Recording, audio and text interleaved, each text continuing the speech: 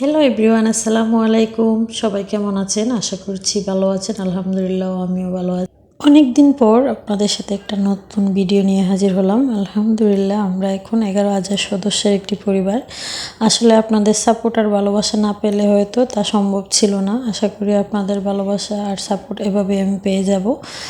আসলে আমার এভাবে বড় ভিডিও করা হয় না, আর সময়ও হয় না এভাবে ভিডিও করার। তো যেহেতু বন্ধের দিন ছিল, তাই আমি একটু ভাবলাম আপনাদের সাথে আমি সারাদিন কি করি সেটাই আপনাদের সাথে শেয়ার করি। তো সকালের নাস্তায় ছিল পরোটা, সবজি, ব্রেড আর দুধ। আর তাড়াতাড়ি আমি সকালে নাস্তা সেরে কাজে লেগে পড়েছি, যেহেতু আমাদের অনেক বাজার করা হয়েছে।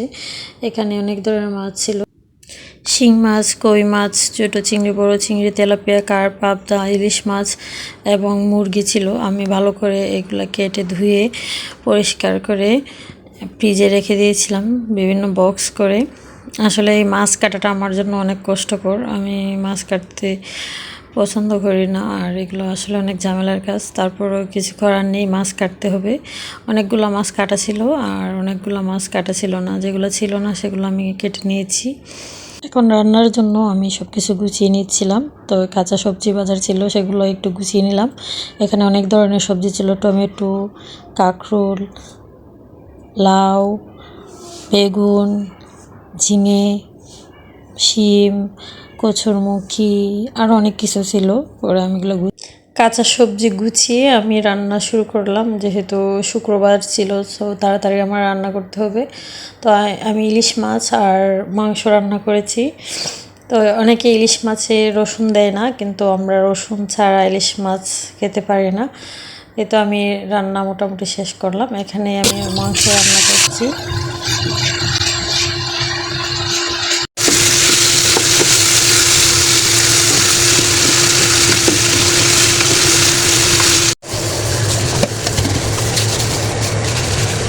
রান্না শেষ করে আমি সব কিছু গুছিয়ে পরিষ্কার পরিচ্ছন্ন করে তারপর ফ্রেশ হয়ে আমরা দুপুরের খাওয়া দাওয়া সেরে নিলাম। দুপুরে খাওয়া দাওয়া ছিল ইলিশ মাছ, মাংস, ভাত, সালাদ আর ডাল, সাথে ছিল দুধ। এই তো আমরা খেয়ে নিচ্ছিলাম।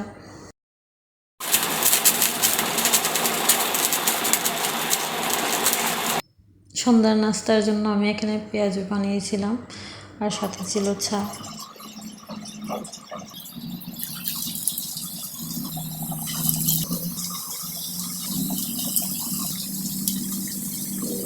আমার ভিডিও আপনাদের কাছে কেমন লাগে সেটা জানাতে বলবেন না। অবশ্যই লাইক, শেয়ার, কমেন্টস করবেন। আর যদি ভালো লাগে এভাবে আমি আরও ভিডিও বানাবো। সবাই ভালো থাকেন, সুস্থ থাকেন। আল্লাহ হাফেজ।